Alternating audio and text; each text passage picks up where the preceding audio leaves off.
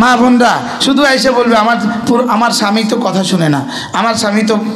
তা আপনি যদি রবের কথা শুনেন, আপনার স্বামী আপনার কথা শুনবে। ছেলে আমার কথা শুনে না, আপনি যদি রবের কথা শুনেন, আপনার ছেলে আপনার কথা শুনবে। শুধু আপনার ছেলে কেন, বাঘও শুনবে, বাঘ। আপনার ছেলে কেন, কুত্তাও শুনবে। কি আপনার ছেলে কেন, সাপও শুনবে। আপনার ছেলে কেন, জিনও শুনবে। কি বলছি বলেন? আমি যদি আমার রবের হক আদায় করি, বলেন, রব আমাকে দেওয়ার হক আদায় করবেন। আমি রবের হক আদায় করি, বলেন, রব আমাকে দেওয়ার কি করবেন? আপনি জীবনে কথা বলছেন কত, আর জিকির করছেন কত, তা আপনার কথা শুনতো কেন আপনার মেয়ে?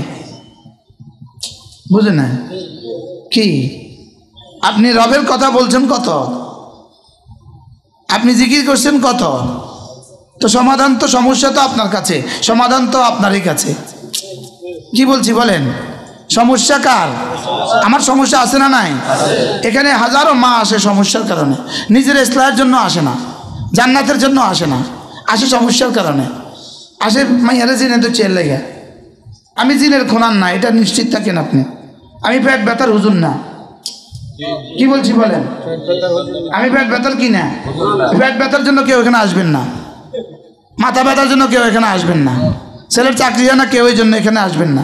এখানে আসার সময় নিয়ত করবেন আমি আল্লাহকে ধরার জন্য যাচ্ছি, আর আমার সব সমস্যার সমাধান আল্লাহ করে দিবেন।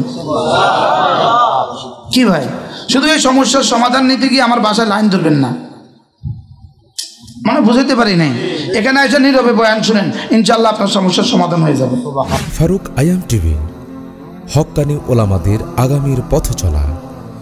আমরা মা বোনরা যারা শুনছি, আল্লাহ তাআলা আমাদের সকলকে কবুল করেন। মেরে ভাইও, জিন্দেগি তো একটাই, জীবন তো একটা। রব তো আমাদেরকে একটা জীবন দিয়েছেন। জীবন যদি দুটো দিত, একটা দুনিয়াকে দিতাম, একটা আল্লাহ তাআলাকে দিতাম। লেকিন জিন্দেগি তো একটা, এজন্য একটা জিন্দেগি, এক জীবন, তাকেই দেওয়ার নিয়ত করা যিনি আমাকে জীবন দিয়েছেন। আমার দেনেওয়ালা আল্লাহ, আমার বানানেওয়ালা আল্লাহ, আমার সুস্থতার মালিক আল্লাহ, আমার হায়াতের মালিক আল্লাহ।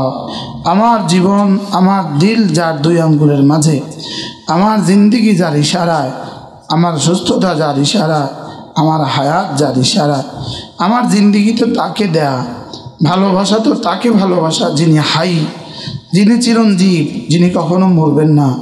ভালোবাসা তাকে ভালোবাসা, ভরসা তার উপরেই করা, যিনি হাই আর কাইয়ুম, তার উপরেই ভরসা করা। আর জিন্দেগি তাকেই দেওয়া। আমাদের বটগ্রামের হুজুর দামাত বারাকাতুহুম সবসময় একটা কথা বলেন, যদি মহাসাগরের সাথে আমার জীবনের সম্পর্ক হয়, আমাদের বাড়ির পুকুরের সম্পর্ক যদি নালার সাথে হয়, নালার সম্পর্ক যদি নদীর সাথে হয়, নদীর সম্পর্ক যদি বঙ্গোপসাগরের সাথে হয়, বঙ্গোপসাগরের সম্পর্ক যদি ভারত মহাসাগরের সাথে হয়, তাহলে এই পানি জীবনে কখনো শুকাবে না। আমার বাড়ির পুকুরের পানি আর জীবনে কখনো শুকাবে না। আমার হুজুর বলেন যে যদি কেউ আল্লাহ তাআলাকে ভালোবাসে, তো তার ঈমান কখনো ফুরাবে না। তার হায়াত ফুরাবে ঠিক, তার ঈমান ফুরাবে না। তার জীবন, হায়াতের জীবন শেষ হবে ঠিক, লেকিন তার নাম জীবনে কখনো শেষ হবে না, আর তার কাম জীবনে কখনো শেষ হবে না। ফাতাওয়াক্কাল আলাল হাই, এজন্য আল্লাহ তাআলার উপরেই ভরসা করা, আল্লাহ তাআলাকেই ভালোবাসা। বলেন কাকে ভালোবাসা? আল্লাহ তাআলাকেই ভালোবাসা। ভালোবাসার দুনিয়াটাকে, দিল ভালোবাসার জায়গা। চোখ দেখার বস্তু, চোখ দিয়ে মানুষ দেখে, কান দিয়ে মানুষ শুনে, দিমাগ দিয়ে মানুষ ভাবে, হাত দিয়ে ধরে তো পা দিয়ে চলে, লেকিন দিল দিয়ে শুধুই আল্লাহ তাআলাকে ভালোবাসে। হাত বানিয়েছেন কেন? ধরার জন্য। জিহ্বা বানিয়েছেন 3 কামের জন্য। জিহ্বা বানিয়েছেন 3 কাজের জন্য। জিহ্বার প্রথম কাজ হলো কথা বলা, দ্বিতীয় কাজ হলো খাওয়া, 3 নম্বর কাজ হলো জিকির করা। বলেন জিহ্বার কয় কাজ? 3 কাজ। 1 নম্বর কাজ কি? কথা বলা। 2 নম্বর কাজ কি? খাওয়া। 3 নম্বর কাজ কি? জিকির করা। তো জিহ্বা যদি 2 কাজ করে আর 1 কাজ করে না, তো এই জিহ্বা তো 3 ভাগের 1 ভাগ অচল। আর 3 ভাগের 1 ভাগ আঙ্গুল অচল হলে এটা কি পুরা অচল না 3 ভাগের 1 ভাগ অচল? পা যদি 3 ভাগের 1 ভাগ অচল হয়, এটা কি পুরা অচল না 3 ভাগের 1 ভাগ অচল? বলেন। এখন জিহ্বা শুধু কথা বলে না, খাইতে পারে, এই জিহ্বা কি সচল না অচল? কি? এবার জিহ্বা জিকির করে না, এই জিহ্বা সচল না অচল বলে? কি ভাই? দুই চোখে এক চোখ দেখে না আরেক চোখ দেখে, এই লোকটা কি সুস্থ না অসুস্থ? এটা কি কানা না পুরা সুস্থ?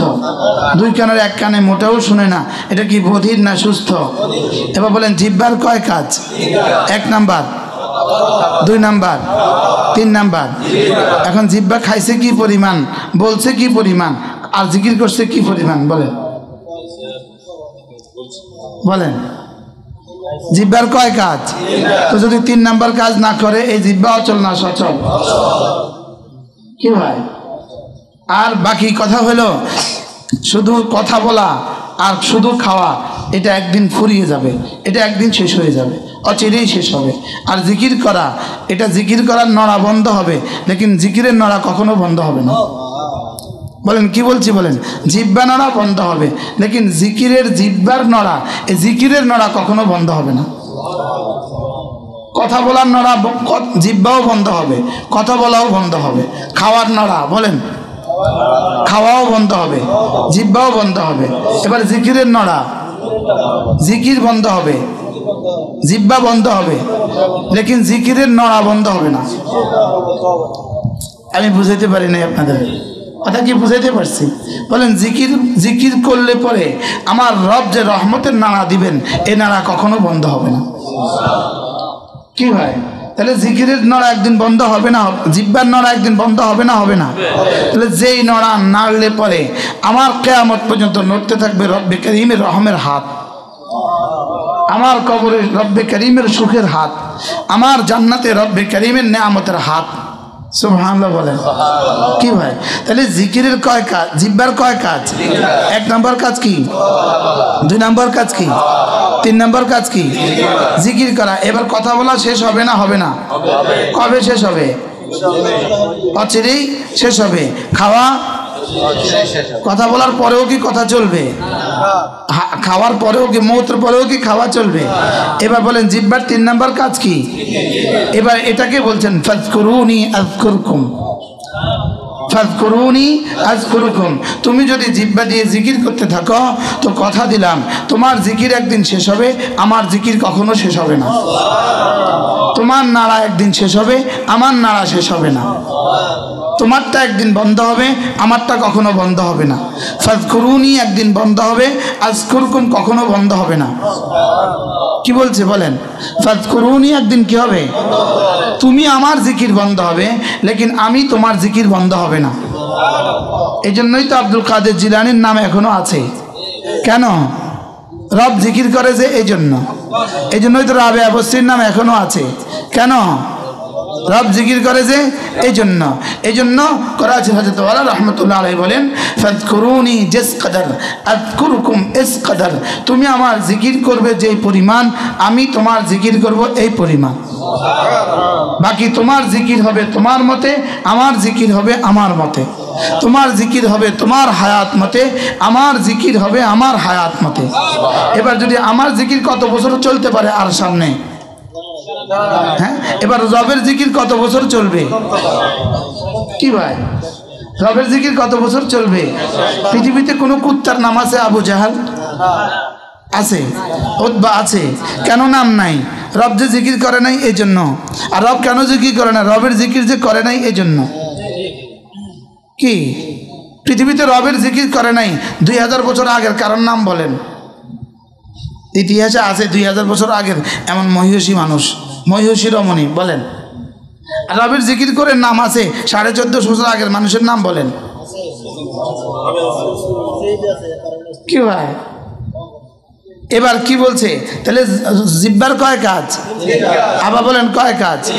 1 নাম্বার, 2 নাম্বার, 3 নাম্বার। তাহলে জিকির করবেন কতদিন? হায়াত আছে যতদিন। আর এর পুরস্কারে রব আমার জিকির করবে কতদিন?